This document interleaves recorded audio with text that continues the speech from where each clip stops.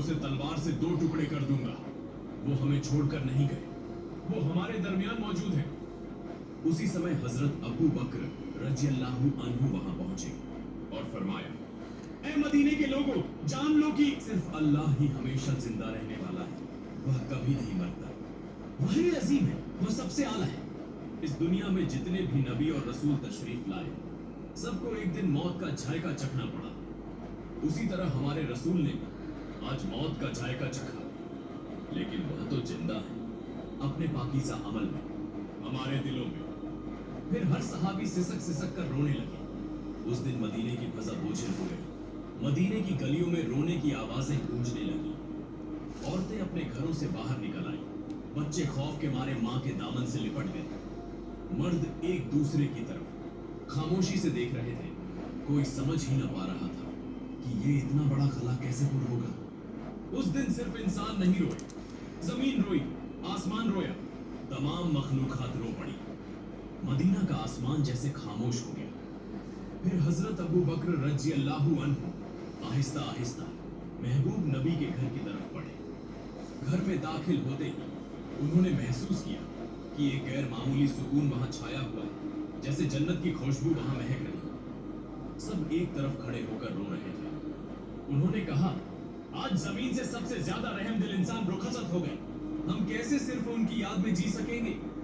फिर हजरत अबू बकर रज़ियल्लाहु अन्हु रसूलुल्लाह के चेहरा मुबारक से कपड़ा हटाकर उनके चेहरे पर बोसा थे और रोते हुए कहने लगे, ऐ अल्लाह के रसूल, मेरे माँ बाप आप पर कुर्बान हो।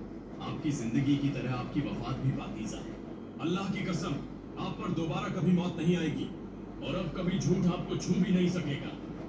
इसके बाद हजरत अबू बकर रज़ियल्लाहु अन्हु घर से बाहर निकलकर लोगों की तरफ मुतवज्जे हुए तो देखा कि हजरत उमर रज़ियल्लाहु अन्हु शदीद सदमे में हैं, परेशानी में हाथ पांव मार रहे हैं। तब हजरत अबू बकर रज़ियल्लाहु अन्हु नरमी से बोले, ए उमर, खुद पर काबू रखो, सब्र करो। ए उमर, याद रखो, हर जानदार को मौत का मजा चखना है।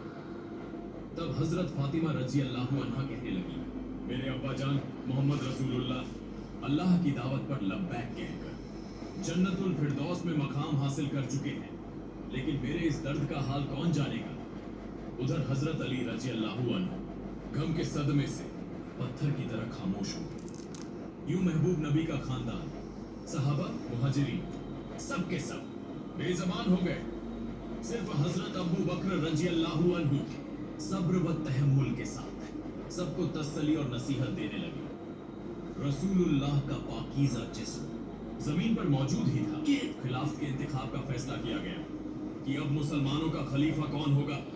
इस बारे में रसूलुल्लाह ने कोई सराहत से हुक्म नहीं फरमाया था ताकि उम्मत में इख्तिलाफ या फितना न हो।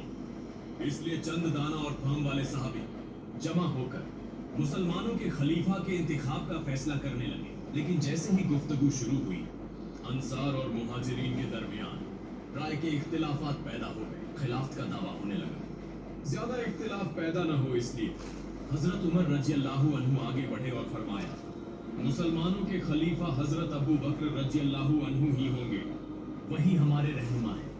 आज से मैं हजरत अबू बकर रज़ियल्लाहु अन्हु के हाथ पर बैत करता हूँ। फिर उन्होंने हाथ में हाथ देकर बैत की। फिर हजरत उमर रज़ियल्लाहु अन्हु को देखकर तमाम लोग इस फैसले को मान गए। उसके बाद हजरत मोहम्मद की तजहीज़ व तकफीन की तैयारी शुरू हुई। सबसे पहले रसूलुल्लाह के जिस्म मुबारक को घर के अंदर गुस्ल देने का इंतजाम किया गया। गुस्ल देने के लिए सहाबी आगे बढ़े। वो सब कहने लगे, अल्लाह की कसम, हमने महसूस किया कि नबी के जिस्म मुबारक से खुशबू फैल रही थी। हम जन्नत की खुशबू महसूस कर रहे थे। सबकी आंखों के आंसू रुक नहीं रहे थे। उसी वक्त एक सहाबी बोले, हम भी रसूलुल्लाह के गौसले मुबारक में शरीक होना चाहते हैं। हजरत उसामा बिन जैद रज़ियल्लाहु अन्हु गौसल के लिए पानी लाने लगे। उस वक्त वो कह रहे थे, ऐ अल्लाह के महबूब रसूल, मेरे माँ बाप आप पर कुर्बान हो। आपकी वफात के बाद हमने ऐसी चीज खो दी है जो अब कभी वापस नहीं आएगी। आज से वही के तमाम दरवाजे बंद हो गए। या रसूलुल्लाह, आज का दिन दुनिया भर के लिए एक बहुत बड़ा गम का पैगाम है। हजरत अली रजी अल्लाहु अन्हु और हजरत अब्बास रजी अल्लाहु अन्हु महबूब रसूल के जिस्म मुबारक को गौस्ल देने लगे। उस वक्त हजरत अली रजी अल्लाहु अन्हु बेइख्तियार रोने लगे। आंसू उनकी आंखों से जारी हो गए और वो दिल से कहने लगे, या रसूलुल्लाह, मैं आपको कैसे गौस्ल दूं? आप तो इस दुनिया के सबसे अजीम और पाकीज़ा इंसान थे। या रसूलुल्लाह, आपके जिस्म मुबारक जैसी खुशबू मैंने कभी किसी में महसूस नहीं की। तमाम सहाबा ने इसी तरह मोहम्मद रसूलुल्लाह के जिस्म मुबारक को गुस्ल दिया। गुस्ल के बाद 3 सफेद कपड़ों में कफन का इंतजाम किया गया।